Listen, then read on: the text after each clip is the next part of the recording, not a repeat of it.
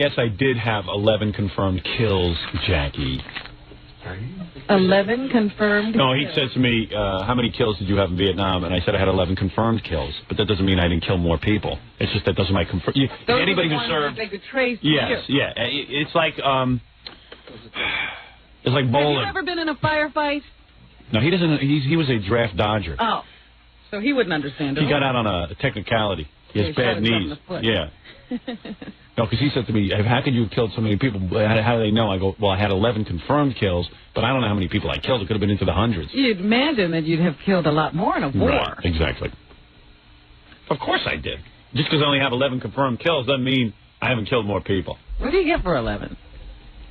Oh, you get all kind of medals and junk. Yeah? Oh, yeah, they love that. Yeah. I mean, if they can find 11 people that you killed, imagine how many you killed just for them to find those 11. So, it's like ratings. Those 11 people represent X amount of people. So if you tell a guy you have 11 confirmed kills, to them that could mean like 1,100 people you killed. Yeah. You know, you throw 5 grenades into a schoolhouse, you rack up plenty. But they credit you with 1 kill. You understand?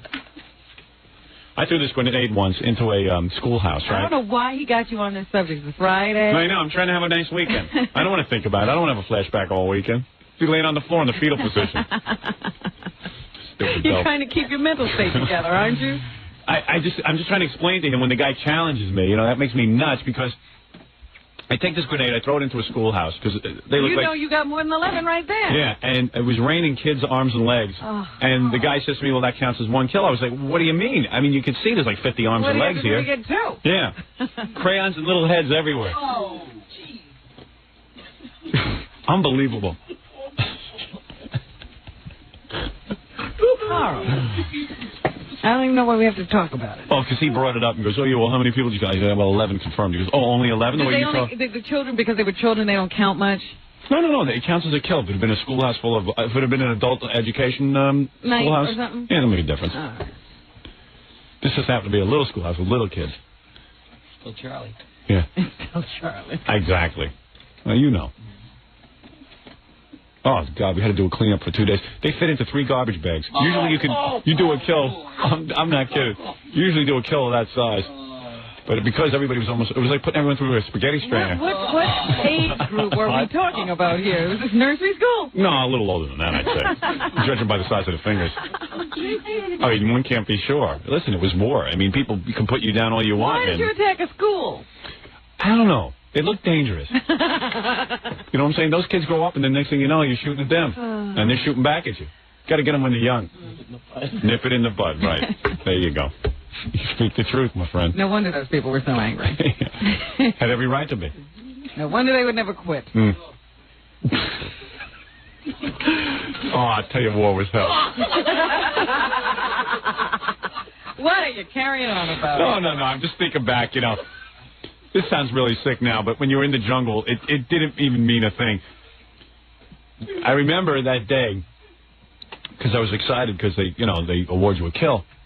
And I remember all of us had sex with the teacher, but her head was gone. All right? So, listen to this. There's more to this story than that? I forgot about it. It brought up a memory. I remember the teacher. Oh, yes. And her head was missing, but we'd been in the jungle for days.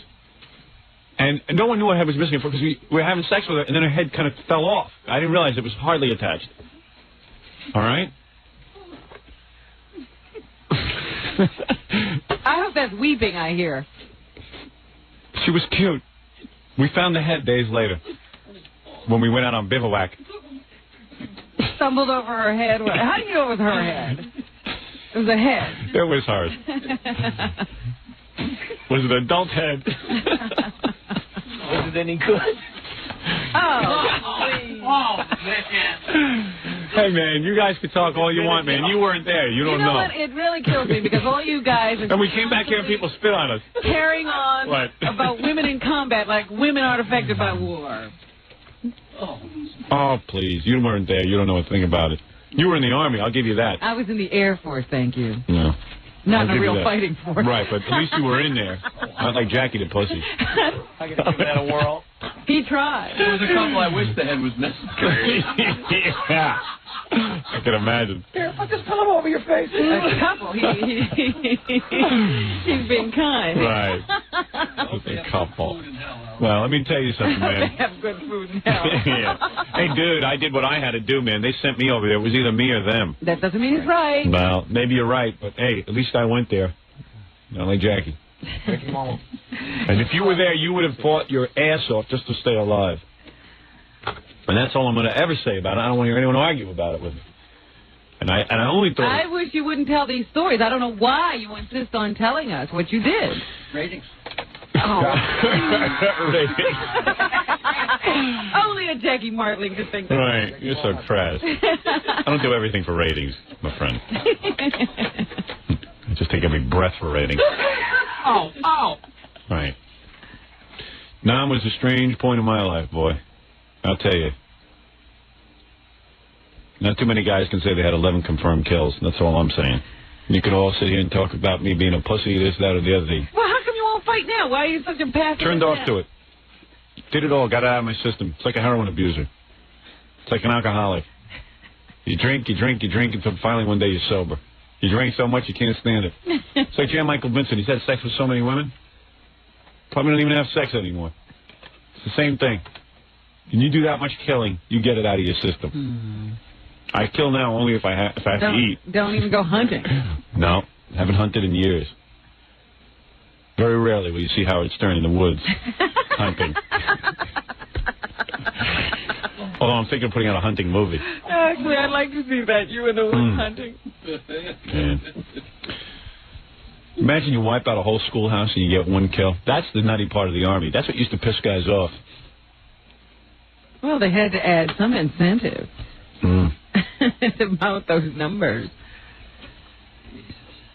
God, the fun we used to have sometimes. You never talk about, your commanding officers or anything. It puzzles me. My sergeant? I don't know. What was your rank? I was a private. Oh. I was a grunt. They called that a grunt. Mm-hmm. My Sergeant Shriver was... Your Sergeant Shriver. Well, that was the guy's name, Sergeant Shriver. Guy was a great guy, my buddy. I saw his feet get blown off by a grenade. Did he live? No, ironically, the foot landed in his mouth and he suffocated. He would have lived. It wasn't from his feet getting blown off. It was when the foot landed in his mouth. Hey, you could laugh, Billy, but I'll kick your ass. He choked on me. That's right. That was Sergeant Shriver. Great man. I walked into a village full of goofs one time and I tied 15 of their feet together. Oh, you weren't alone. Yeah, I untied them. I buried them alive with just their feet sticking up. And then I'd smoke pot as I watched their toes go limp. Oh,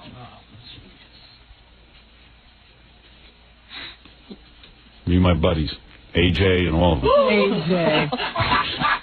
did what you had to do. Did we have to do telling a story? And people like my Vietnam stories. A lot of guys didn't get to serve. Didn't get to like they wanted to. A lot of guys wanted to. I think some people are spoiling for a good war now. Right. Something about a man and guns and war. Living in a ditch. And living in a ditch. Did you hear Newt Gingrich? He said that women can't live in a ditch because they get infections. From their periods. He's right. Where did you hear that? Newt Gingrich. Oh, man. Wow. One gook, I cut off his ears, and I stuck a broomstick through his head, and we spun him around for fun.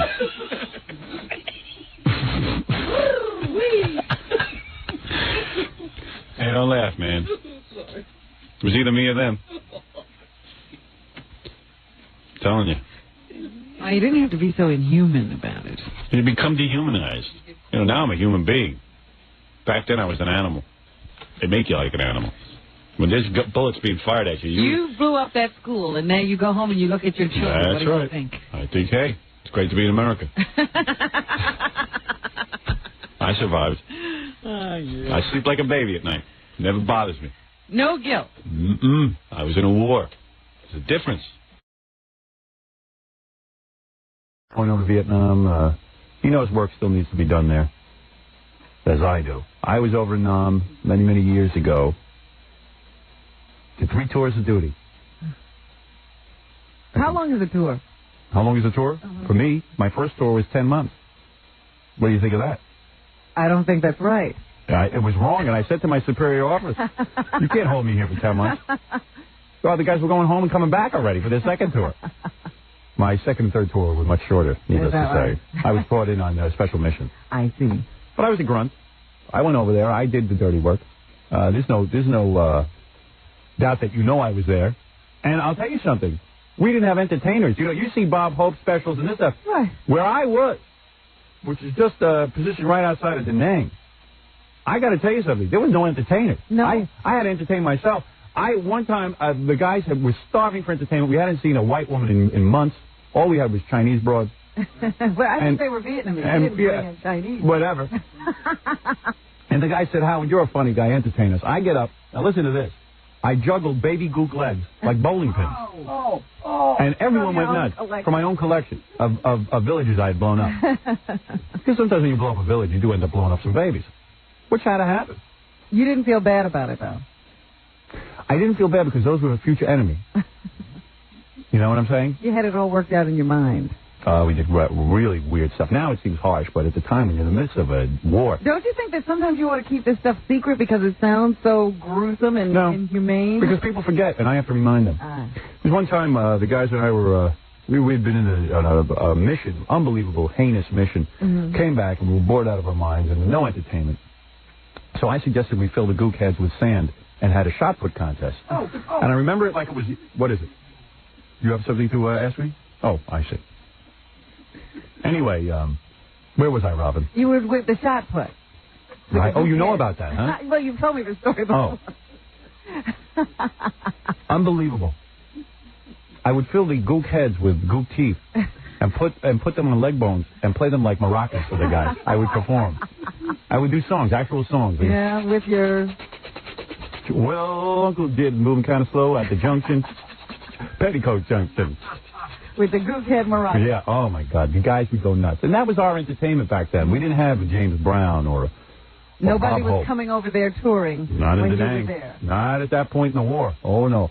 Very few people They were all brave wanted enough. to go to Saigon. Oh, Saigon was a picnic. Anne Margaret was there, Bob Hope, many of the entertainers. But I was the only entertainment out there because the guys found me funny. I had ability to charm people. But that was many years ago. Very sad. Very sad time of my life. And yet, here I am today. Self-made man. Well, anyway, James made me think of Vietnam. I wish I could go over I hate it. it when anybody brings up the name Vietnam. Yeah. Because it makes you go right back to that time. It makes me crazy. The memories start flooding in. Yeah. And we were having such a good time. We'd have to smoke bongs out there to forget. I guess the drugs were necessary. They were. They seemed that way to us. You know, I am fiercely anti-drug, but in Nam, you had to smoke a bong. To get through what you were going to have to do. Oh, and worse. And worse. It's not easy blowing up a village straight. I'll tell you that. Oh, God, the games we played. Ever hear of gook roulette? You see, this is stuff no one tells you about. I don't know anything about that. What is that? I put a post in the butt of a gook, stiff from rigor mortis, and spin it. And where it landed, we'd see who won. You understand? And that was our roulette. You never buried people over there. Very rarely would you stop to bury someone. The only time I buried someone, I buried this one guy would not admit that he was VC. And I remember I took his wife, his children, and him out in front of their little grass hut. And I buried him alive with just his hand sticking out of the sand. I'll never forget it. And the reason I left his hand there so I could shake his hand goodbye. So I could shake his hand goodbye. I remember I had to do that because I had to torture him to get him to admit that he was VC. Did he ever talk? How could he talk? He was buried in sand. Family talk. But those were tough times. Hey, it was either me or them. I don't know, Howard. It sounds to me like you had, you were taking a lot of innocent people. Well, you want to know something? They weren't so innocent. A lot of them were guilty of something. You had to see these people. They were up to something. They were up to shenanigans. Everyone knows it. Oh, it was unbelievable. One time we had to bury, we had wiped out a village. Yes. I'm still to this day not sure if they were VC or not. But we just figured they were at the time. Why take chances? I don't know why you've never been brought up on charges. You've admitted to terrible crimes. Well, I'll tell you, no one does. Only Lieutenant Calley, who, by the way, was just doing his job. Anyway, we would bury the bodies with their buttocks sticking out of the ground. Now, what purpose was that? Well, so we'd have somewhere to put our napkins in the crack there. We would put the napkins for the picnic. Park your bike. Oh, you. Oh, I did all kind of nutty things. This is why the guys love me in my platoon. I would bury Kong with their feet sticking up. And I would keep my pen between their toes as a pen holder near my desk. Oh, I was sick back then. Now I'm much healthier. Yeah, I don't know how you got over all this. That's right. I feel like maybe I'm in danger when you're yeah. Oh, man. Pretty wild stuff I was up to back then. I'm a lot older now. I think you ought to try to forget about it. You shouldn't bring up these things. You don't think I should anymore? No. Well, maybe you're right. Maybe it's wrong. Who knows? I mean, we're trying to open relations with the Vietnamese now. Not me. I'm not interested. I was over there. I know what was going on. The spread of communism.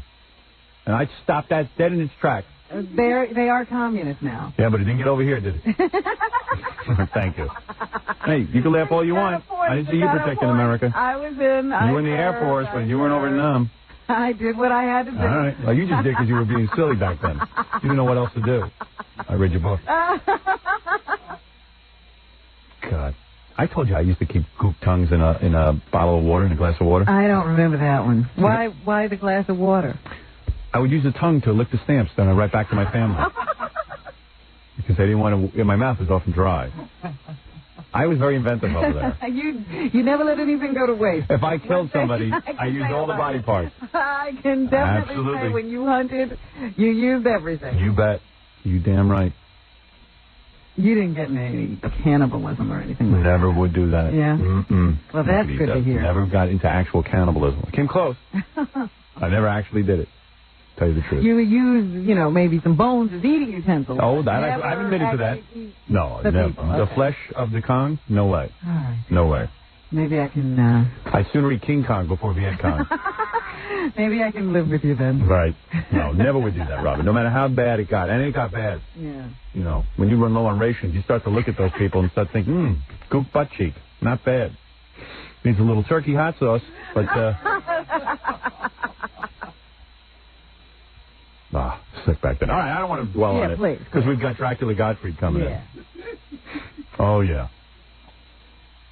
God, the things I did. Did I ever tell you? Oh, see, the memory just keeps All right, real quick story, because I got to break. I'm going to get Dracula Gottfried. But I would starve the Viet Cong. I would get a hold of one, put them in a pen, and starve them. Yeah.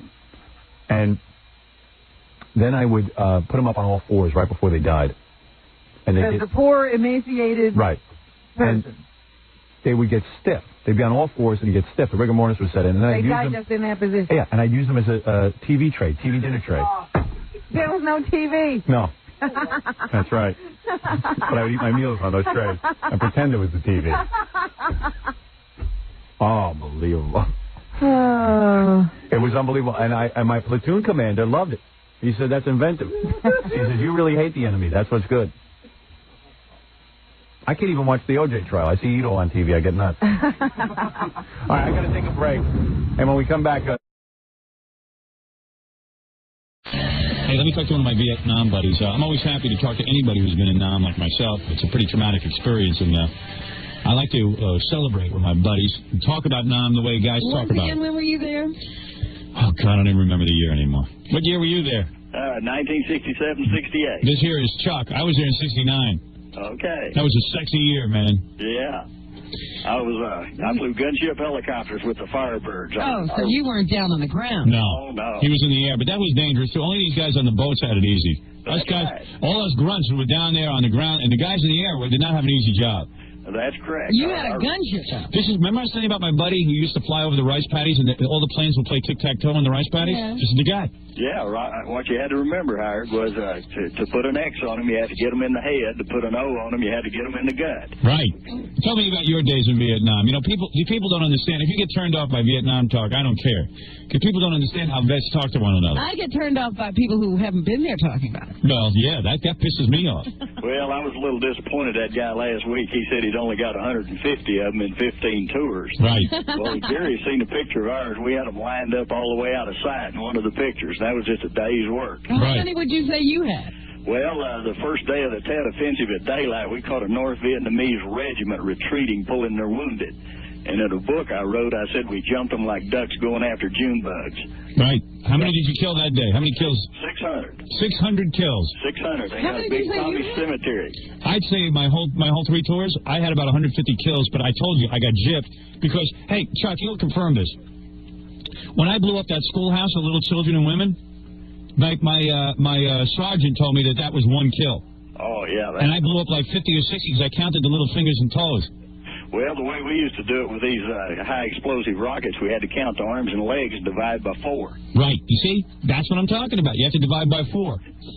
But What are you laughing at? That's not funny. What do you mean? It's not funny. It's the truth. That's right. Hey, I'll tell you something. I used to do painting. Did you ever do painting? What's that?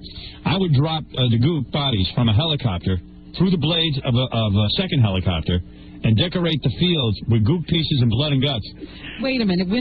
How did you get into the helicopter? I knew a lot of helicopter guys. I was in helicopters a couple of times. And you loaded up a helicopter with bodies? Yeah, and I would drop the goops through the other blades.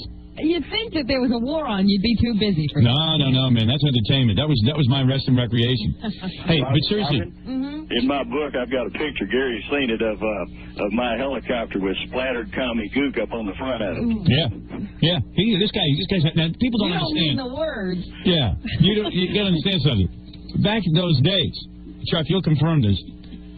We had to dehumanize the enemy, didn't we? How did he know that was commie gook?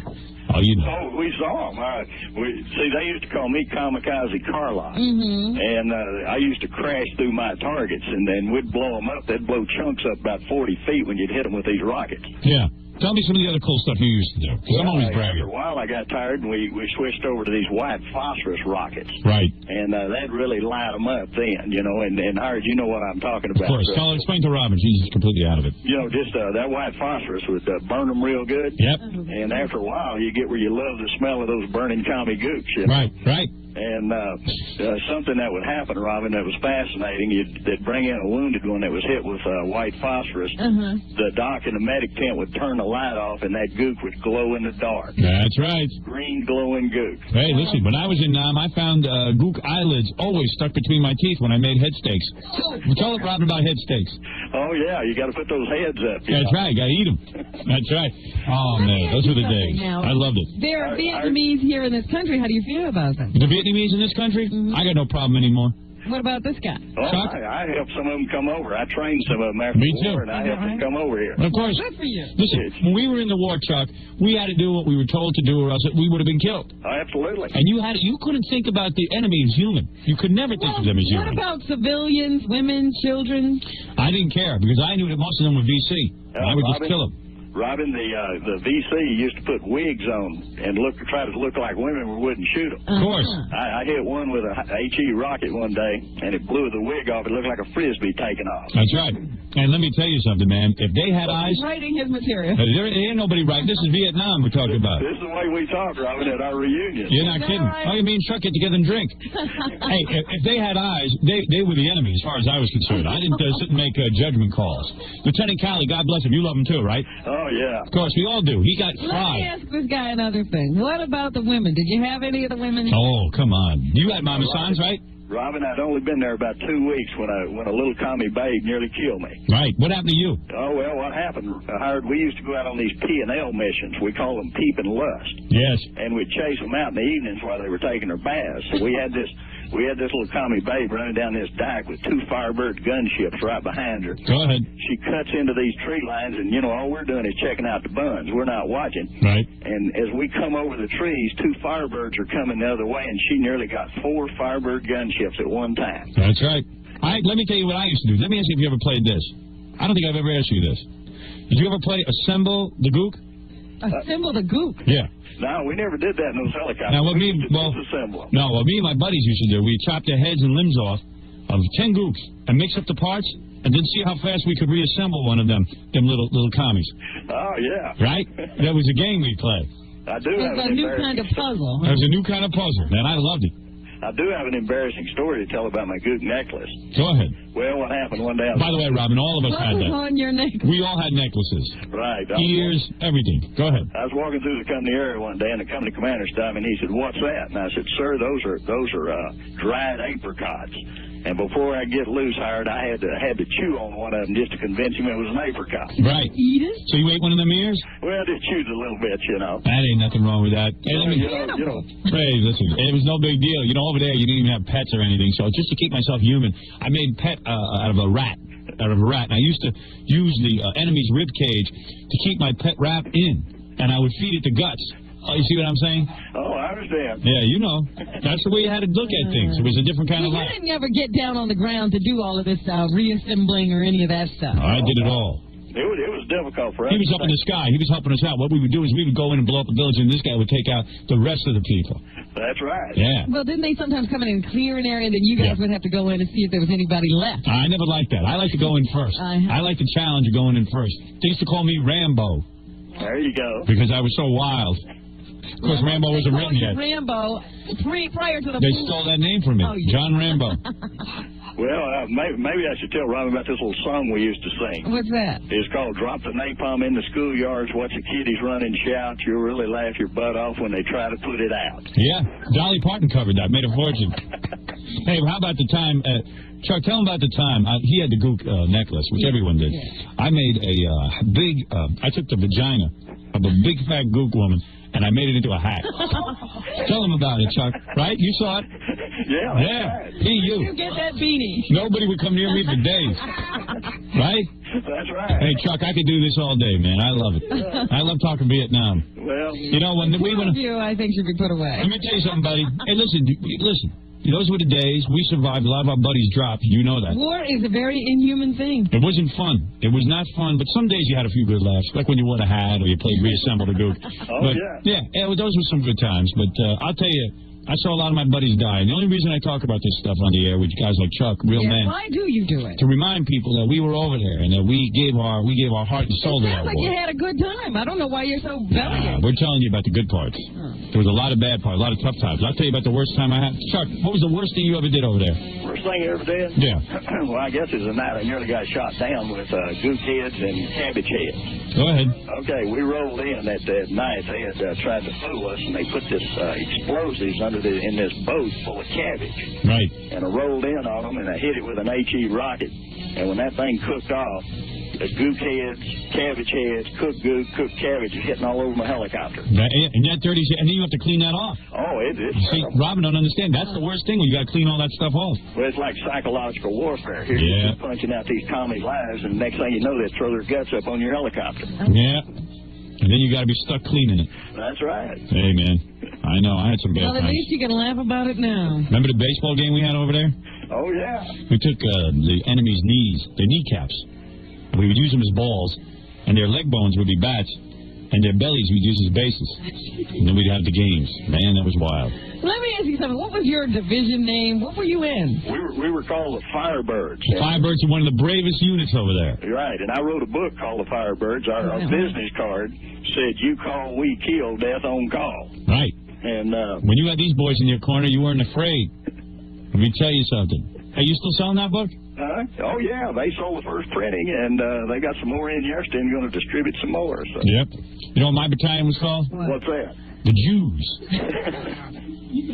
A whole group of Jews down on the ground fighting? No, they weren't Jews. They were just called the Jews. Why is that? Why? We used to bake matzo on our back when we'd go in. We were wild. We had a wild team over there. Howard, should I tell Robin about this 80-year-old mama son that could run like a cheetah? Yeah, tell her that good story, buddy. Go ahead, listen to this guy. He's got the best stories. This is old Chuck. 80-year-old woman. Nothing better than getting drunk and really high with Chuck, man, and talking about the 80-year-olds. Go ahead. Okay, what happened? We came in to get ready for combat assault, and I was in this Firebird gunship that was fully loaded. and I had to land at this soccer field. See? Well, this mama son, she had picked the exact spot I was going to land to take a dump. So anyway, I came in there full blast, and Why would you be out in an open field taking a dump? They did it all the time. Of course, you don't know. Robin doesn't know anything. She thinks it's plumbing in Vietnam. Go ahead. Even Father Maples knows they go under the porch. Take my word for it. They did it. They did it all the time. They were like animal stuff. Of course.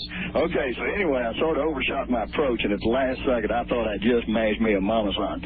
And all of a sudden, at the last second, she comes out from under there hard with her pants around her ankles, and she runs over 100 yards down through. This chopper didn't blow her out of there. No. It didn't blow her out of there? No. You wouldn't believe how she ran with her pants around her ankles, Robin. Oh, yeah, you don't always get a direct hit. Let me tell you something. Then we caught her. Chuck nailed her, and then we chopped her head off. Right, Chuck? That's right. Yeah, man, we had a good time with her.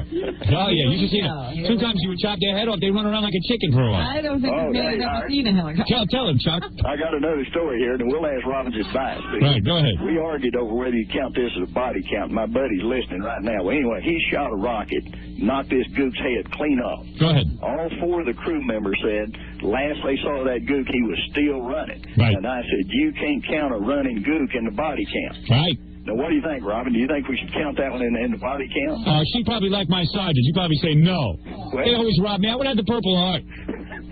I don't know. I figure you got to have a head if you're going to be a living person. Oh, please. Let me tell you something, Rob. You don't know this. After you behead a woman, yes, her private parts twitch. That's the best. I had that a couple of times. But you got to be quick, right? Oh, yes. Oh, yes. You got to do all timing. Robin, you don't understand. We were barely human over there. It was man against man. Barely human now talking about. Hey, it was a different time. It was a different time. Now I don't believe in anything. I think that this kind of stuff should be kept quiet. You better be damn well lucky you got a few good men like me and Chuck who are willing to go over and fight for this country. That's right. You're damn right. Right, yeah, Chuck? like they were coming over here. We're no pussies. Hey, don't bring that up. Chuck, man, do you eat egg rolls? Huh? Do you eat egg rolls? Oh, yeah. Took me 10 years to eat my first egg roll once I got back from there.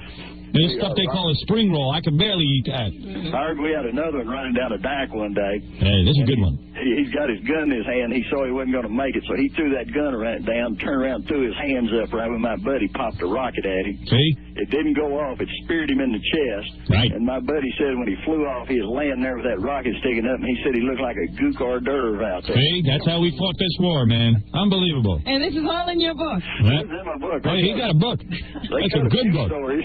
They had to politically correct it a little bit. I think so. Hey, Chucky, here's a woman who wants to give us some crap. Hey, honey, you there? Yes. You going to give 2 vets crap? You going to tell us what we did was wrong? Go ahead. I'm just saying, why are you demeaning it so much? You're joking about all these... No, we ain't demeaning, honey. You were sitting here dating while me and Chuck were over there kicking ass. Dating? Yeah. I was born in 68. Yeah, you started way too young. Let me tell you something, honey. When you got 2 men over here who aren't ashamed of what they did, who are proud of what they You did. weren't even there. I was there, honey. You Don't tell me. Hey, where were you? When have you ever fought for this country? I wasn't born yet. Well, I was. All right, I can tell when I'm talking to a vet, and you and I are bad to the bone. There's Right. no doubt. You're damn right. I'll bet you 2 recognize each other. I think I remember you from over there. Right. Right. You guys are just so full of it. Oh, we so full of it. Hey, let me tell you something, Chuck. You tell this Mama San on the phone what you think of her. Well, I tell you what, she just had to have been there to appreciate it. Right. My father was in the Vietnam War. Yeah, so? What was He he? doesn't talk like this, does He was probably some pussy boat guy. Probably on one of them ships swabbing the deck. He wasn't up there doing anything. No, he was, but I mean, he died for his country. Oh, he died. Oh, that's then we respect him. Oh, thank you. But why? Right, Chucky? That's correct. That's a good man. I'm just glad he can't hear these 2 fools. Well, I'm sure he can. He's probably listening to Howard in heaven. All right, honey. Then you're excused. We won't yell at you because you lost your daddy in the war. Right, Chucky? Hey, Chucky, how many babies you leave over there? I probably got 5, 6 kids over in Vietnam. They'd be pretty old now. Oh yeah. Right, you too, right? Oh, no, I tell you, after that little commie baby that killed us that day, I stayed away from them. You did? Yeah, the only ones I ever looked at were missing heads and legs and stuff like that. You're a real man. You didn't go over to Thailand for a little R&R? No, heck, hey, Robin, 5 days after we blasted that 600 gooks, I went to Hawaii and got married and still married to her. Is that right? That's right, man. All right, thanks. He's married to a Chinese person? No, I met my wife in Hawaii. Yeah, she's Hawaiian, same thing. Oh. Yeah, All right. once you go over there, you start to get attracted to everything you killed. Right, Chucky? That's right. That's right. Hold on, honey. Thank you. Oh, boy. I love Vietnam, man. Love to talk to other guys. You're on the air. Hey, Howard, you're a liar. You were 15 in 1969. No, I'm not a liar. Why deal with I was bring the 15. truth I in? enlisted at 15. Let me tell you something. I'm not a pussy like you. Why deal with the What were truth? you in? I was old for my age. Old for your age. I was. War on drugs. That's right. Thank you. Hey, Chuck. Yeah. You ever going to go back to Vietnam? Well, I went back in 93. Yeah, let me tell you something. If you see any kids over there that are tall, yellow, with big noses, that's Howie Jr. Treat them good, all right? I tell you what, I certainly didn't tell any of them I was a Firebird gunship pilot when I went back. I told them I was a biker. Yeah, you got to keep your mouth shut, my friend. You don't want to tell them any stories. Right. All right, my brother. Hey, plug your book again. It's Chuck. Okay, it's Firebirds, and it sold the first printing already, and they've got a new printing just came in yesterday. That's right. All right, Chuck. And what's your last name? Carlock. They call me Kamikaze Carlock. That's right. Kamikaze Carlock, very legendary over in Vietnam. You gotta read that book. Hey, you know who just bought his book? OJ. He loves it. Thanks, Chuck. Okay, great talking to you. Take care, man. Bye. That's a real man, Robin. OJ takes some of his tips. We'd all better go. There's a guy you can respect. Good old Chuck. From a distance. Yeah, don't want to get too close. Man, that guy is a hero among veterans. Took out a lot to the commie. DC. Always took out his share. That man was no slouch. I think it's time to move on. Yeah. For both of you. I don't know. Leave it behind. It's hard to put it out of your mind, man. Leave it behind. I had a malaria attack the other night while I was drinking. Oh, man. It was nasty That's business. ugly. Yeah, I was down in a bottle of bourbon, and I got to tell you, the malaria kicked in, and I passed out. They had to carry me home. All right, we're going to take a break. God, I was on fire last night. I was drinking, I had the malaria, and then I went crazy, and I chopped up a box of rice. Is this after we finished filming? Yeah, yeah. I was thinking about the Mama San. Good morning, everybody. Maybe Max wants to stop. Max Kinkle, the guy filling in for Allison Steele, who here in New York is the overnight disc jockey. Decorated Vietnam veteran, like myself. I received the Purple Heart 3 times. I was going to say, he's decorated with confetti. Yes.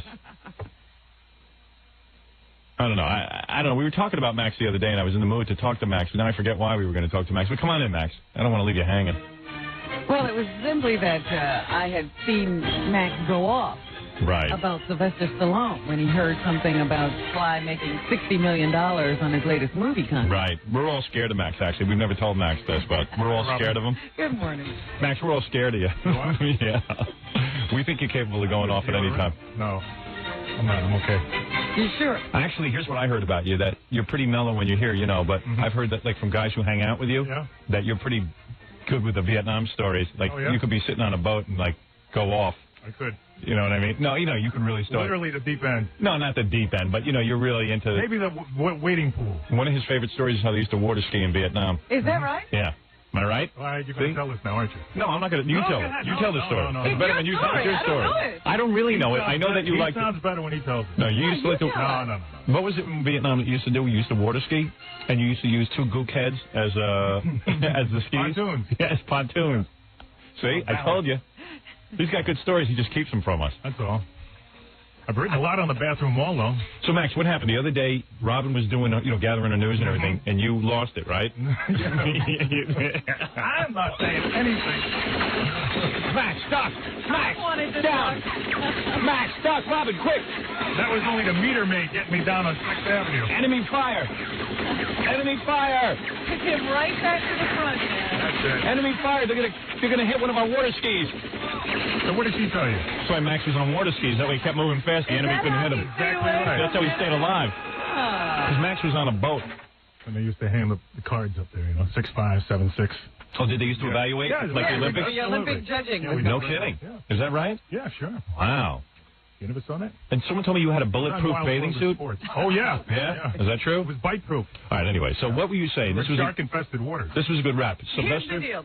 Sylvester Stallone got $60 million. But I just wanted to set it up for you what was happening. I was in there doing my thing. Yeah. Max walks in. I mean, he's just going through. Right. He's not standing there. He's not doing anything. He went off. As he walks through, the news of Sylvester Stallone making $60 million and buying into a bank came on the radio. Max couldn't get through the door. He stopped. He literally took it to the bank, this guy. Yeah, I know. Now, I, of course, as a Vietnam vet, know. Why? Sylvester Stallone is as low as... No, as a matter of fact, that's no. No, he's as low as... He's beneath dog excrement. Mac.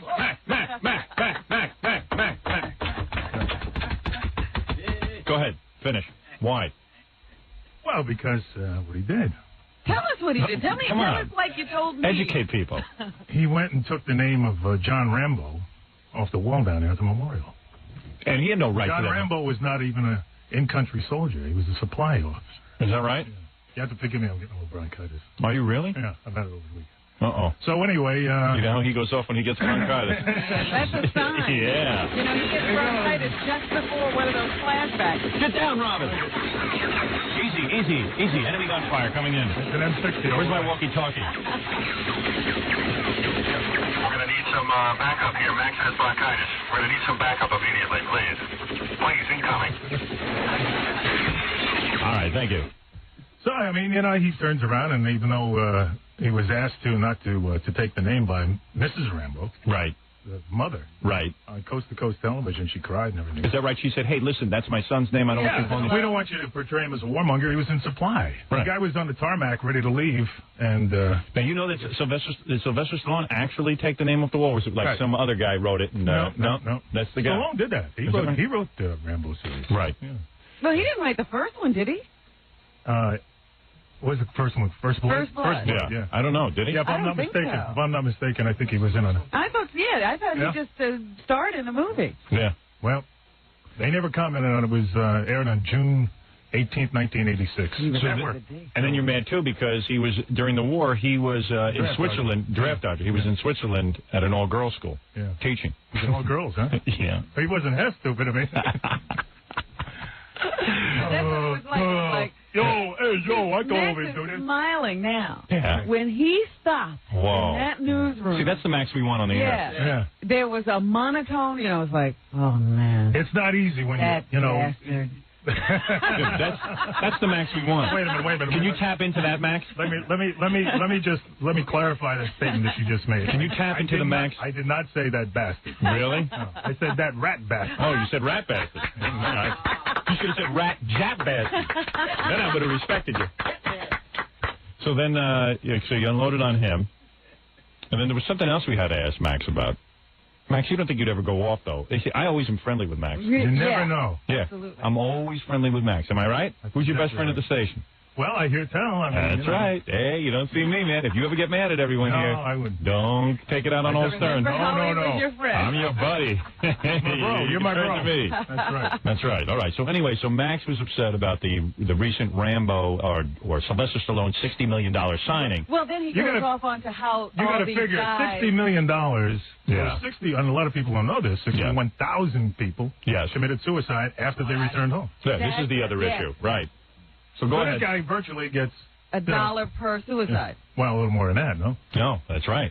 60 million versus 61,000. Right. So 10 million. You do the math, Rob. Max, can you do the math on that, please? I don't want to. Right. I want to subtract something. Right. I'd like to see it be subtracted from him. Right. You know. So you are not a Sylvester Stallone fan. I don't like the idea, that a lot of people turn around. Kerrison's got a column in Post today. Very, very good about parole and everything else. Right.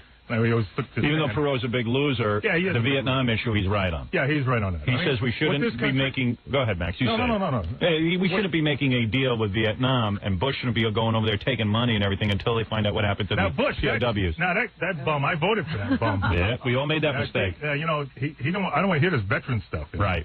And a lot of the veterans organizations, I don't like the VFW. Right. Even though I'm a lifetime member of them. Yes. Because they didn't turn around and do the right thing. Right. Well, they could have turned around and said, look, we're not going to endorse anybody for president.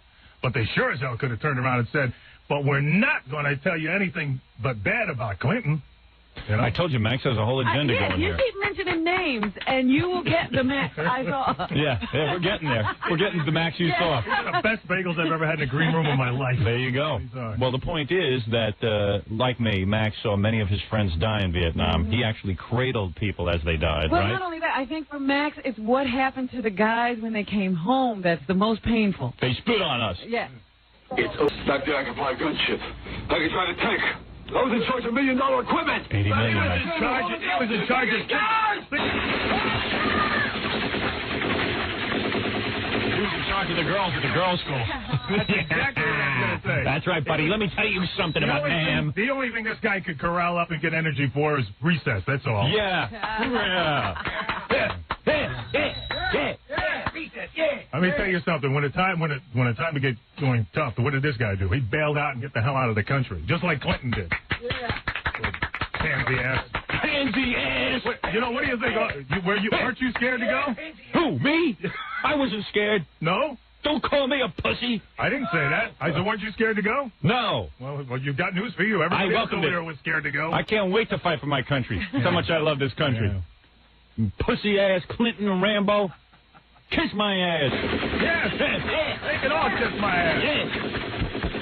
My trigger finger is still at the ready. I took my 9 out the other day and blew up that Rambo tape. You did? Yeah. You know what I did? See, you don't know. You don't know how to release your energy. That's the one. That's the one fault you have. Okay.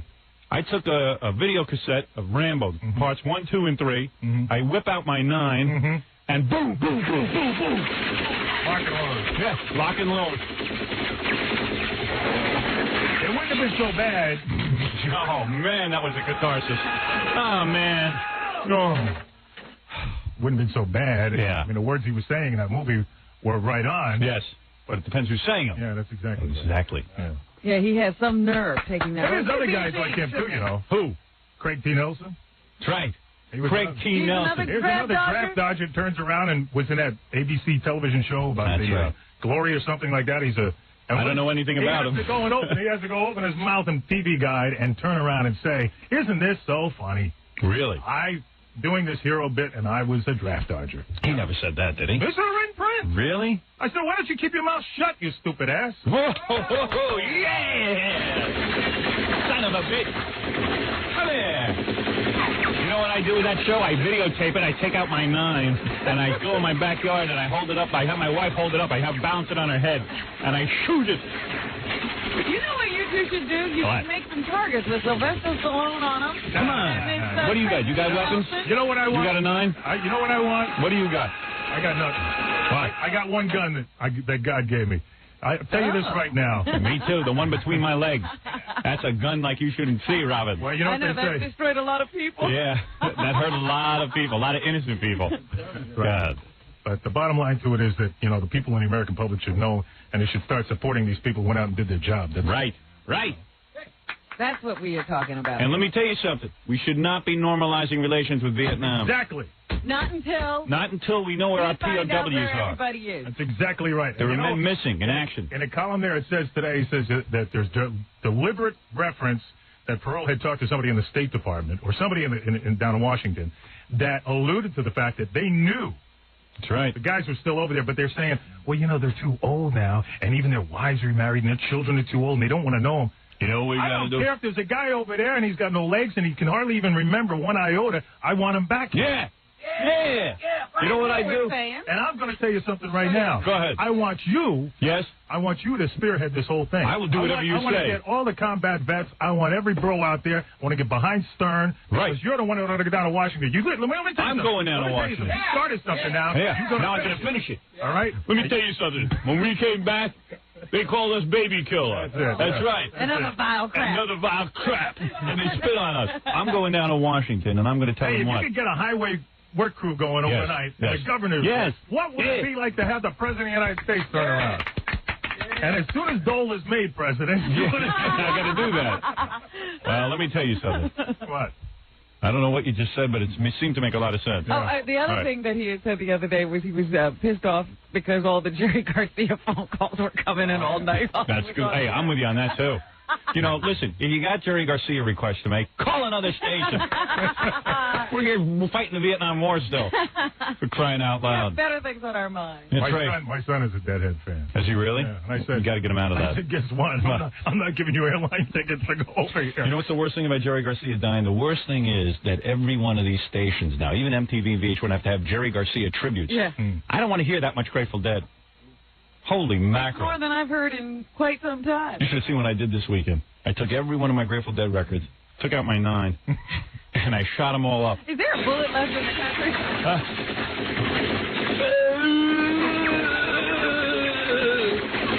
I took out my 9. You understand what I'm saying? Thank you. I'm serious. You're going to get behind this. Yes, I am behind You think I'm kidding you? You want to see the big, massive movement, coast to coast, that you get on this. Let me tell you something. If you ever flip your lid, life gets too rough for you. You want to videotape? No, you remember who stood behind you on Absolutely. This. All right, don't take it out on me. It's Robin who's back out on this. I mean, over the years, so many people have talked about it and things like that. They all sweep it under the. They want to get Not away me, from buddy. it. The only guy that could do it would be Howard Stern. Thank you. The only guy that could do it. I'm serious. Remember, I'm no target, Max. When you go off, when you finally flip your lid, I don't want you coming after me. I am no target. No. Anyway, let me thank you. Max Kinkle, great American. Bringing up some very interesting subjects, things we ought to think about. Yeah, a lot of you people laying in bed don't think about anything. Well, I'll tell you something right now. Every person out there is a mother and a father. And everyone's got a kid, and you got kids too. And of course, in this day and age now, if they, I don't think they'd ever do this again with a draft, but I mean, we've gone through this bad time. But you got to think about your kids too. That's right. And, you know, some wacko down there in Washington could be setting something off. I mean, here's the bottom line to it. Are you in a militia? Did we ask this? No. We're starting one. Me and Max. I was a member of the PTA once, so that's the closest I get. Go ahead. To it. Yes. Now make your point, because the bottom line to it is this. Yes. One time we're turning around and we're sending people all over there. Then we destroy they're coming back. We don't give them a break and everything else. And we say, go away and don't bother us. We hated that war. We lost, yada, yada, yada. Right. Now they turn around and what do? Now they have a thing like Desert Storm. Everybody waves their big flag. They can have parades and everything else. Won. Right, right. we won. But the message has got to get out for all those other people out there who are big Howard Stern fans. Right. So you felt bad watching Desert Storm because you guys didn't get a parade? We never got a parade. They spit on us. They call us baby killers. Actually, I went. It was our fault. They said that.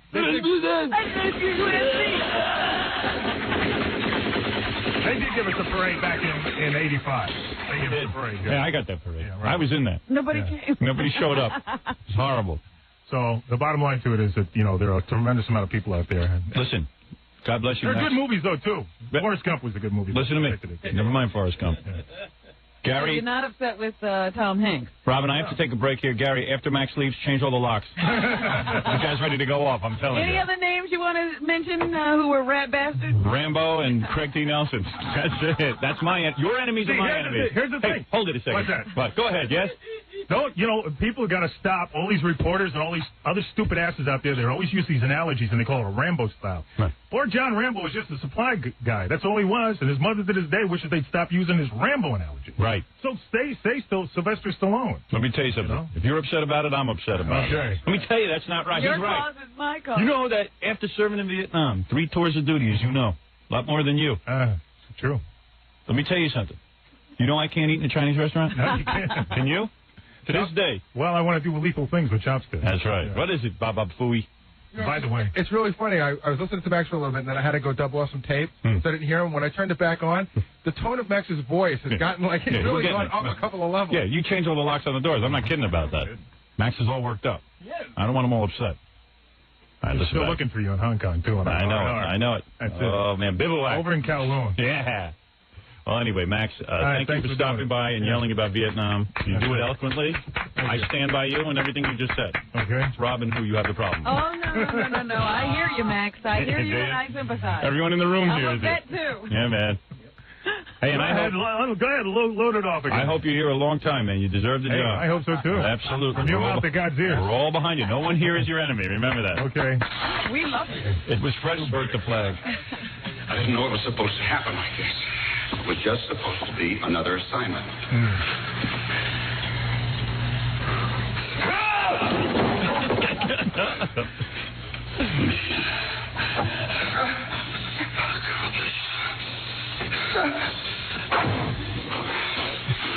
I was at a girls'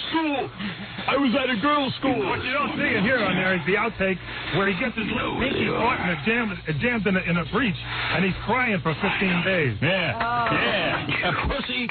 He's a pussy. If he was such the macho guy, why'd he have his ass over there taking a chances like everybody else? Yeah.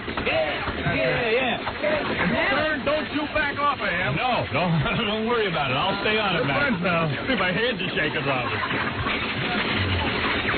I'm getting out my 9. I would love to hear Sylvester Stallone and Max in a debate. Oh, yeah. We're going to set that up. We're going to set that up. We can always set that up. Get him up here. Oh, girls. I want to hear it. If that's true, what he was saying, what Freddie was saying, that the original First Blood was written by somebody else. So I want to, because when they tried to do that story, and it was on CBS Network, it was on 57th Street, it was called the show, and they couldn't get an answer or anything, and they said supposedly money was donated, you know. But nothing was ever clear about that. You're really going to have to know what he's doing. I'd love to know. Max, what I know what you're talking about. It's Robin doesn't know. When a crying mother says, don't do this to my son's memory and everything else, right. How do you turn around and just go ahead and do that? I don't know. Well, someday you're going to be making $60 million. That's right. And they sold out for the cage. Cage. There's something un-American. That's right. Oh, you got that right, pal. I wish I could have served with you. You weren't in the Army, though, were you? No.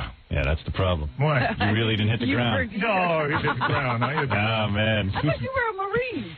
I was everything. I served. What division? I was a Marine. I was in the 131st. In the Marines? That's right. Don't try and trip me up on my show, pal. I'll throw you right out of here. No, he thinks he was the 131st Marine. That's it. I was 131st in my line. That's right, man. I was 131st in line for dinner that night. What are you talking about? You were in the first and third division. Exactly. You know. I'm just kidding with you. You know I was in the first and third. I've told you that a million times. You were the epitome of the grunt. Exactly. That's right. I was out there doing all the hard work while the General Isimo was back in his tent eating rations. Right. Oh, man. Rations? Man. You wouldn't even know the meaning of rations. Oh, I sure do. No, Look you at me. Bite off heads of snakes and everything. Oh, I did that all, man. We had furniture made out of gook parts. I know. Then we crazy glued all the gook parts together. When did you have time to fight a war? You were too busy building. I had a rec center going on. Oh, man. I had to keep myself busy. Otherwise, I would have lost my sanity. One thing I always did, and I told this to Max off the air, and I never said it on the air. One thing I always did, I always shaved and brushed my teeth twice a day. Absolutely. Because it kept my dignity. Mm-hmm. I always had that uniform ship. Always. Mm-hmm. One thing about me, I always took a medal for clean locker and clean shoes and uniform and grooming. Really? Because that's the way I kept my sanity. When you stop caring about that, man, you know you've lost it.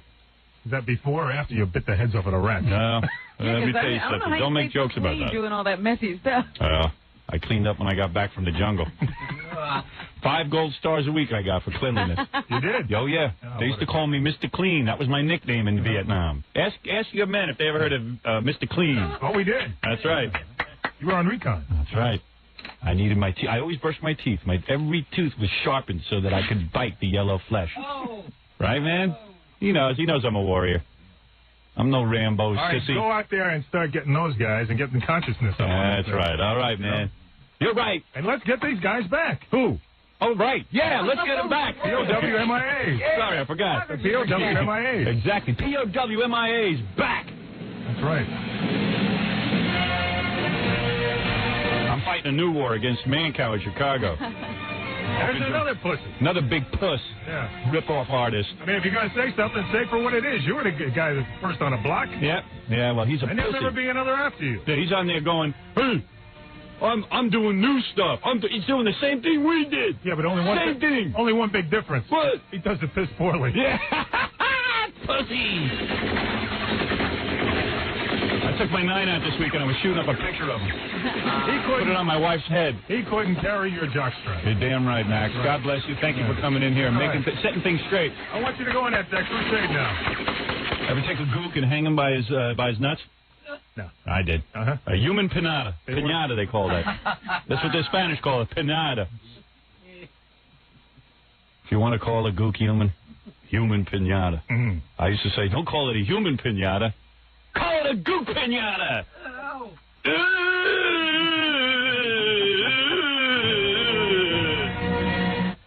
You were really into it at 100%. Yeah. I was the bravest man in my battalion. They should be calling that guy in the movies you. Sternbow. That's right. Sternbow.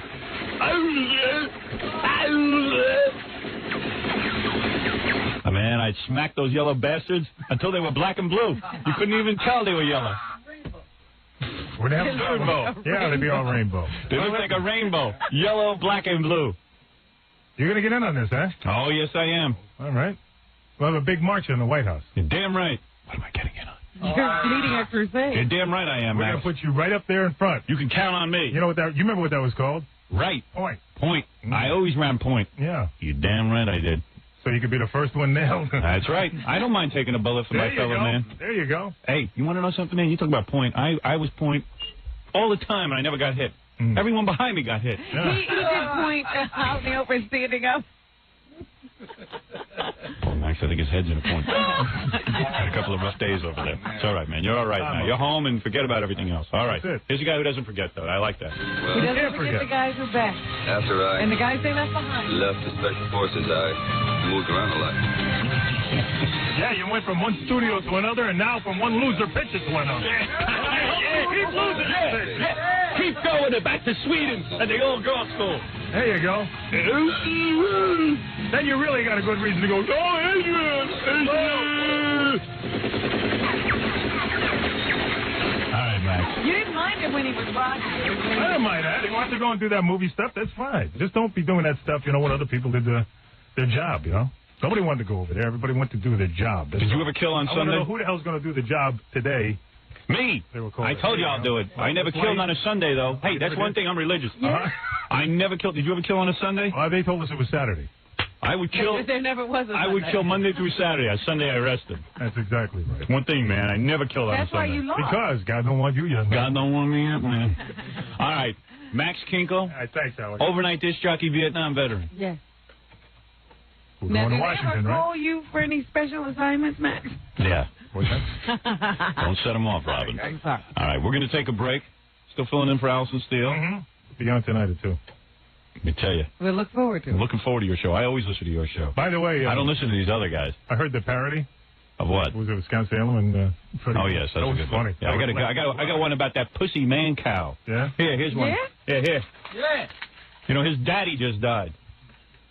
It's too bad his daddy died, but he knows his real daddy's sitting right here in this chair. Because he's a big pussy. He's a big pussy. He's going to tell people from Chicago he loves Chicago.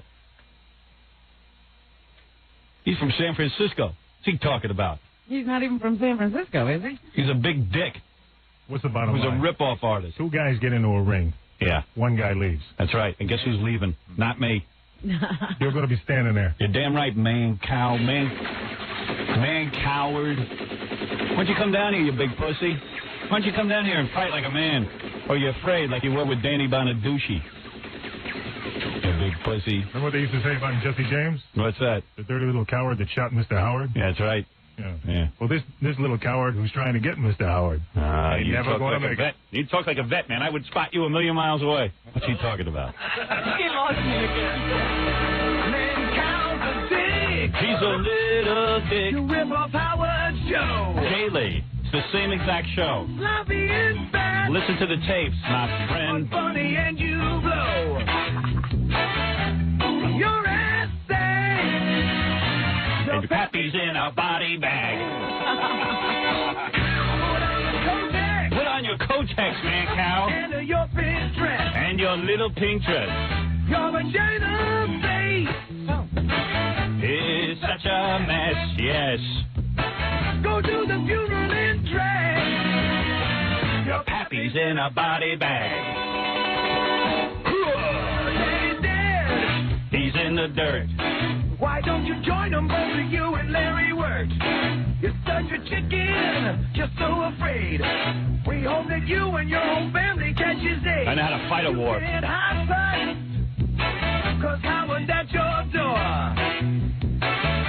Now you're his bitch. You're my little bitch. Your blood is only whore. That's what you are to me. Now look down.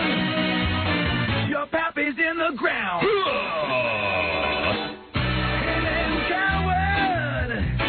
You know you made us gag. You stole your rat from Howard. Jump in the coffin with your dad. Howard will be on top. You'll be in the hole with Pop. Wig is up there, man, cow. You know that you're a pussy. Yeah. Bonaducci made you wow. Apologize, I do Yes, you did. You got no balls. Got no balls. You got no balls like Max Kinkle's balls. Yeah, that's it. That's right. All right, go get him, Howard. Go get him. I took out my 9. I was shooting pictures of that idiot this weekend. He goes down. He goes down. This is one war we won't lose. All right, Max. You better go calm down. All right. You're ready to set off. You know, he can't be crying. No. What's he doing in the ring with you? He's a pretender to the throne. He thought I was fired. They thought I was fired from Chicago. I wouldn't be coming back, so they stuck him in. He thought he could do all my material. No one would call him out on it. I'm not like the other disc jockeys in Chicago, you fat cow. Let's add intelligence to his line of inabilities. Huh? Listen, Mac, you better go rest. You're not kidding. All right. I don't want you upset. You had a long night. We'll go reconnoiter him out, huh? You go work on the crusade. Yeah. You go. You got plenty to work on. We'll see you in Washington, Howard. You let me handle Mankind. You handle the crusade. Matter of fact, you know what? Going for governor had a nice ring to it, but you know what would be better? President. President. Hey, I was MIA, but I came back. That's right. All right, we'll be back. Laura, I have an assistant, believe it or not. And I need it, too. I'm really busy. People will say, hey, what do you need an assistant for? You just do a stupid radio show. I don't know, man. Laura, aren't you busy like 24 hours a day with me? If they only knew. Yeah. What are you doing? Ask her. I'll allow you 5 questions. Go ahead. I start my day at 6 o'clock in the morning with calls saying Howard can't get into his computer. All right. That's not every day, but, well, that's you know. not every day. Right. No, only occasionally. Every other day. Yeah. Hey, man, IBM rules, man. That's all I got to say. We're hooking up this Lotus Notes thing, man. It's cool. It really is cool. It's great. I can't knock them. Go ahead. Then what do I do all day? Yeah. She's just busy all day with stuff for me. Yeah. She won't tell me what it is. It's confidential. Yeah. I don't mean specifics. You can say, well, he gets lots of phone calls. I have correspondence. What is it? Lots of phone calls, correspondence. Oh, I already know. You know already. I don't know. Take care of the house. Yeah, just tons of stuff. You take care of the house? Well, when the generator goes down, things like that. It's all the Does telephone. everything break around you? Yeah, she does everything. You know what it is? And what my wife is starting to do is put duties on Laura? Yeah, and it really is pissing me off because I hired an assistant. Is that what you want to be called? Because Laura always corrects me. Is that what you want to be called? It doesn't matter to me. Assistant? No, what was your title again? You gave me an executive administrative assistant. An executive administrative assistant. Yeah, I promoted Well, who's the executive? I am. So, please. Whatever title she wants, she has. But it's just like weird. Like my wife will go, I asked Laura to get some Chinese food, and I'm like, Allison, go out, you lazy. Oh, she's talking about she wants to I don't want to get in the middle of this. That's all right. She's talking about she wants to get in shape. She wants to work out. Walk to the car and get some Chinese food. Work out a little bit. Yeah, I mean, it's just like incredible. And like all of a sudden, all these little duties. Can you go to the post office and pick up my... And like, I've got tons of stuff for Laura to do. And it wasn't the idea. My wife has tons of help. I mean, lay off my person. She's going to want an assistant of her own. Hey, Laura, I don't want you doing anything for her. I'm serious. You two are getting like the first couple. You know how the president has his secretary, and then the first lady has her secretary. Yeah, and I'm busy. And then like when I write the book, Laura does tons of stuff. Well then, everybody can understand that. And like she organizes all the research and stuff that goes into it because you got to research all these bits. And then like even during the movie, Laura's been doing a lot of stuff. Yeah. Yeah, like she's in touch with the private parts office, and like she's in charge of like putting together my trailer. So Laura calls me the other day and says, "What do you need in the trailer?" We started to talk. And then I said, I'm going to need a shower and some shampoo. And I said, just call Ralph and ask him what kind of shampoo. Oh, please. Laura calls Ralph. She doesn't like to deal with Ralph? No. Laura hates Ralph. It's always a long conversation. Yeah, you can't get off the phone. So Laura calls Ralph and says, hey, what kind of shampoo does Howard use? I have to assert myself in this role. This is my role. I have to tell these people what I do. She says, Ralph, I just want to know what kind of shampoo he uses. That's all I ask. He wanted to know why they were calling me and not him. Yeah. There's different kinds of shampoos for his hair that have to be used. It's like douchebag. Just answer the question. Just give him a list. Because Ralph, not everybody's going to sit and call you. Laura's my assistant. You can be a weasel sometimes, Laura. She tells me everything, Ralph. She tells me everything. Yeah, with her spin on it. She spins it. It's not Laura's fault your father left. Ralph, if I ask Laura to call you, Yes. And ask you what kind of shampoo I use. This is not a speech you have to give Laura about your role on the movie and what kind of, you have to give professional shampoo advice. They just want to deal with Laura. They don't want to deal with you. They want Laura dealing with you. They want Laura dealing with me. They want Laura dealing with everyone. I don't call them directly. Fine, I understand that. But it's a no-brainer. It's one brand name. It's not a no-brainer. It's not as simple as giving a list? No, I mean, What kind of shampoo do I use? Kiehl's. I mean, I'm trying to get I don't you even to like the Kiehl's anymore. But I'm trying to get you to use some other stuff, too. So it's constantly, write it down. It constantly changes. So tell her what to get. No, but it might change in like... You see what a douchebag he is? I'm not being a douchebag. He's an idiot. You don't use just one kind. Sometimes I give you stuff and you don't even use it. So I don't know exactly what you use. I'm coming over and I was going to go over it with you today because I'm giving you some new products. I don't want to go over it with you. Just give... You know what, Laura? I'll take care of it. I'll tell you what kind of shampoo I use. All right. You do it. Yeah, all right, now your job is done. Okay. You're a retard, Ralph. I'm not being a retard. What did you say to me on the other day? He's a total What did you say? retard. What did you say? What did I say? Tell me. You said, I got a bunch of products here. I don't know what to do with. Right. I said, well, I'll be at the house and we'll go over it. What's that have to do with what kind of shampoo do I use? Because I'm going to give you some new stuff, and if you like it, that's going to be the stuff. So tell Laura to get that. But I don't know if you like it yet. You haven't used it. Ralph, you dig what I'm get saying? 5 different shampoos. Give her 5 names, and those will be in my trailer. You stupid dope. Well, I'll stock You're every done kind as of a thing. wall. No, you see that wall behind you? Talk to it because it makes more sense to you. No, I'm not dumb. I'm trying to help you out, man. God, I'm you the right stupid. thing for you. I didn't even Ralph so badly wants to be in the movie or part of the movie. He doesn't know what he is. I do a lot of different things, so... We know, but we just want the name of a shampoo. We know you do a lot of different things. After his speech about the shampoo, I never even got to ask the conditioner. Yeah. Oh, because the shampoo's got to be such a... Laura, I'll look in my shower today. I'll tell you what to get. Okay. What is it, John? In Laura's defense, Ralph, I'm sorry to do this to you, but when I've asked Ralph to help me with disguises and stuff, he never tells you where to go. He goes, let me think about it, and I'll make some calls, but he never gets back to me. Never. Months. John. As soon as... And Laura doesn't like Ralph. Get out of here, John, because you're only going to infuriate the situation. But do you think, not infuriate, inflame the situation. But let me say something. Laura. All you wanted was one answer out of this guy. How long did he have you on the phone? A good 5 minutes. Yeah. And you never got the answer? Never.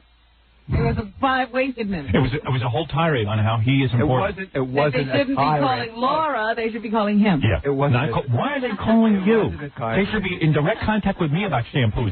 You know why? Because they don't want to hear the 5 minutes on why you can't. Or are you going, let me get back to you. Get back to you. And then never get back to him. We need someone who's going to keep tabs. No, if somebody tells me to get something, I get it. I mean, I don't see what's the computer. Laura tried, and you didn't do it. I'm not sure of my role on the show. I'm not sure. There's so many things. They should be calling me about shampoo, not you. And then when I said to him, they just wanted to know, he said, well, he would pick it up. And I said, but they want to pick it up. That's their job, Ralph. We don't want you to pick up the shampoo. You don't. They don't know where you put it. You're not listening to me. This is your role. Your role is to tell them. You've already got your bit planned or whatever. However, I don't have any bit planned. Ask Laura. This is not a bit.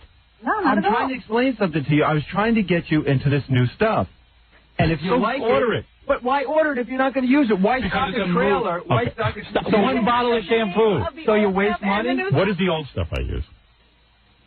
What is the old stuff? I'm trying to get you to use Can we get... Okay. All right. You want me to get Kiehl's? The old stuff you were using... Laura, I'm getting an answer. Hold it. Okay. Let me work on this. I'm writing it down. Kiehl's. Get every kind of shampoo that they make, and then we'll decide which is the best. Thank you. All right. Get every kind of conditioner they make. Okay, fine. Okay. Thank you. That's the answer we wanted. Down there. Very good. All right. Now leave. Wow. Dope. Boy, Laura, you have a tough job. Hey. Yeah. You hate Ralph? Basically, yeah. Yeah. How come? Because he's being a little wuss about his dad not being there and blah, blah, blah. Why don't you just get a life, you know? Oh, you're so jealous. Well, I'm so jealous. I went through the same thing that he went through. And he sits there crying to the deadbeat dad. I wasn't crying. Oh, my dad, blah, blah, blah. I wasn't crying. What did you go through? What did you go through? I went through the same exact thing you did. And now I made up with my dad, and we're on good terms. He helped me out with an apartment and everything. It's just... So he paid you off. So he paid you off. You got Ralph, get out of here. I can't. Don't argue with Ralph. I can't handle it. Please, I can't. Laura, let's get back to the discussion at hand. Okay. Ralph's like, I should be called about shampoos. Why are they calling you? I should call shampoos in. Yeah, we have 27 people calling the private parts. All different things. I can't answer that question. I have to be called directly. Laura, you've kept me on the phone for 15 minutes complaining about things in the past, too. So.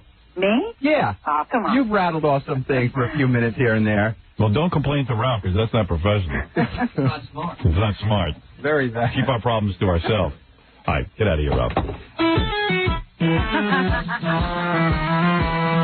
big ugly nose is something scary. The side of his face has a hideous berry. His teeth are even worse than Gary's. Howard's girlfriend, Ralph. Yeah. Everyone knows that Ralph is best at shooting the hairs off of Howard's chest. But other than that, he's a worthless pest. Howard's girlfriend, Ralph.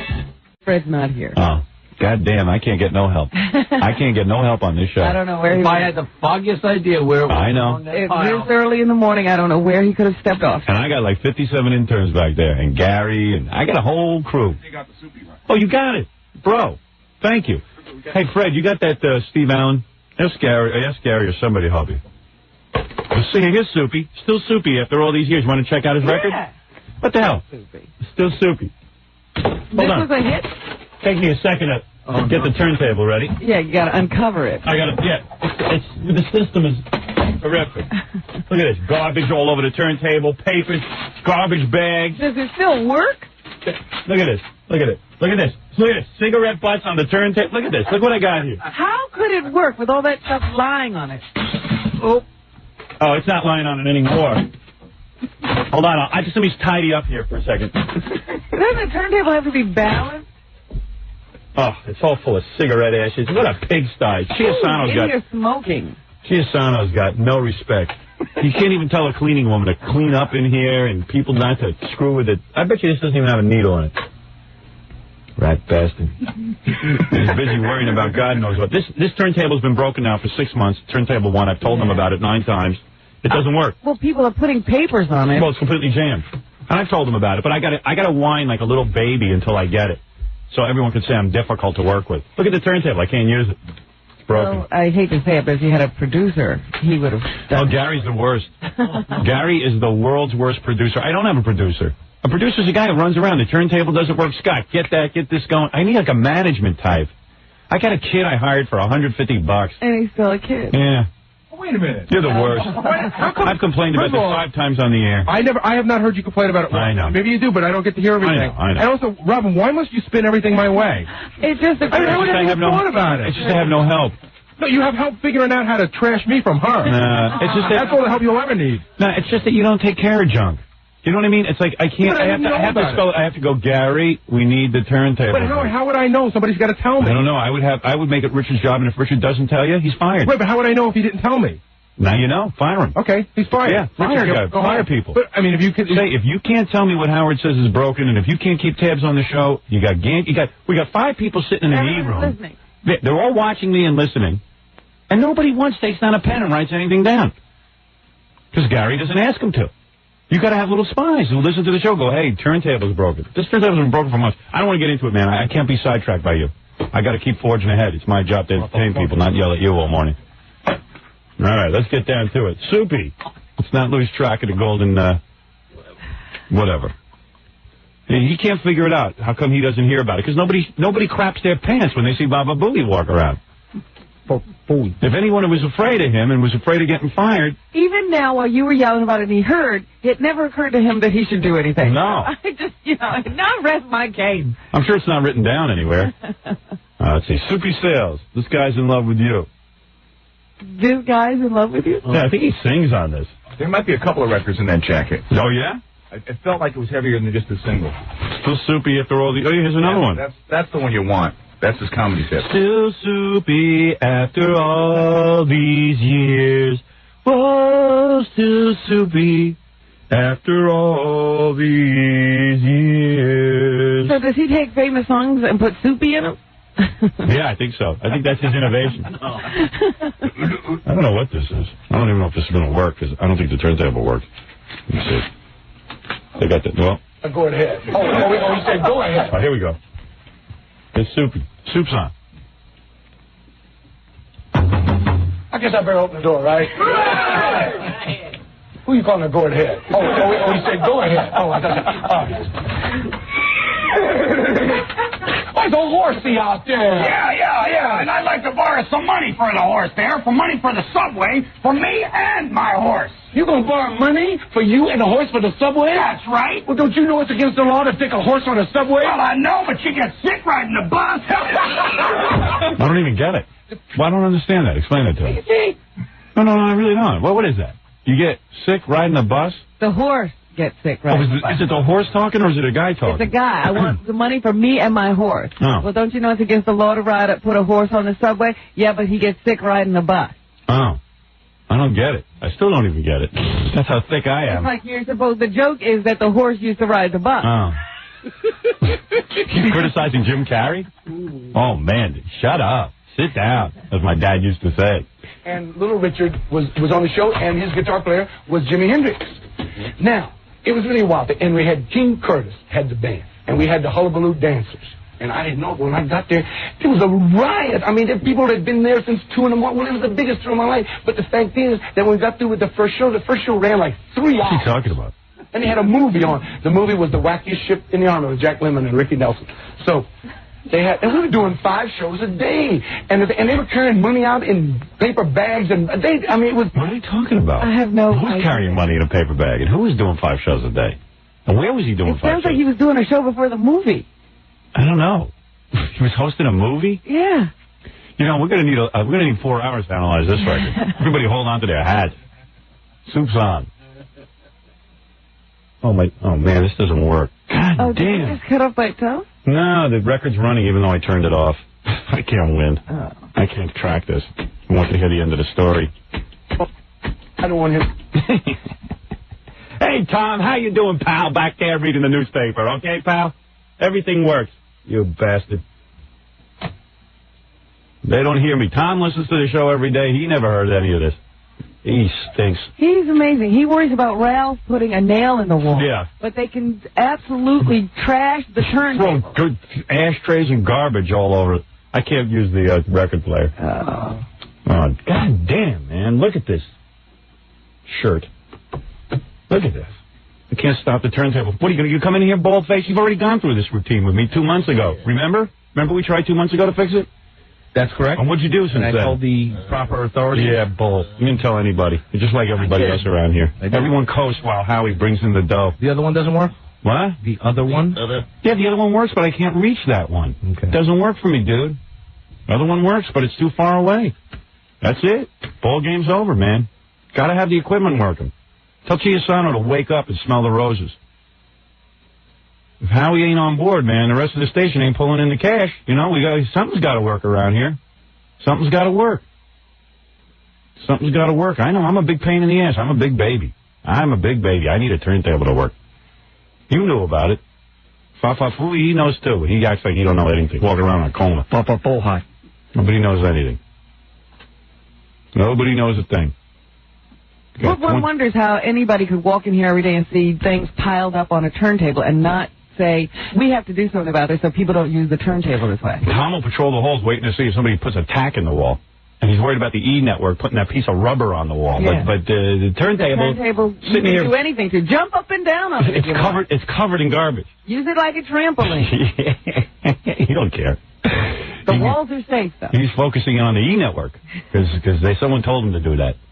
So you watch that E network. Make sure they don't do anything to my studio. All right. Thank you, Scott. You can stare at me like everyone else. That's okay. Don't worry. I'll still bring in the ratings. I'll just figure something else out to do today. That's all right. Maybe Tom will have an idea what I should do today. Maybe I'll stare at a wall like Tom does all day instead of running this place right. All right. Get out of here. Everyone's lazy. I see the level of work. I see what goes on around here. Everybody's coasting through life except me. I'm sitting at home figuring out what to do next. I'm perfect. No one else is. All right, I got to take a break. No more tantrums. I've decided I'm going to be tantrum-free today. I'm going to get this soupy thing going. Okay? You're going to go fix the turntable. I'm going to fix it. And right after these words, I'll be back. I don't want Tom, don't run in here during the commercial. I'll boot your ass right through the door. God damn you, I'll boot you through the door. You sit back there with the button, okay, pal? That's your job. You watch what I do. You screw my creativity up 20 different ways a morning. But I got to smile at you in the hall. Watch the person who does work. Yeah, watch the person who works while you try and figure out what the FCC's up to. Skunk. You're not on my team. He's nobody to me. Skunk. Thinks I like him. I need team players. Push the button with your nose. So keep your hands free to play with yourself. Every time you hear a word. What the hell is going on here? God damn it. All right, I got to take a break. Good morning.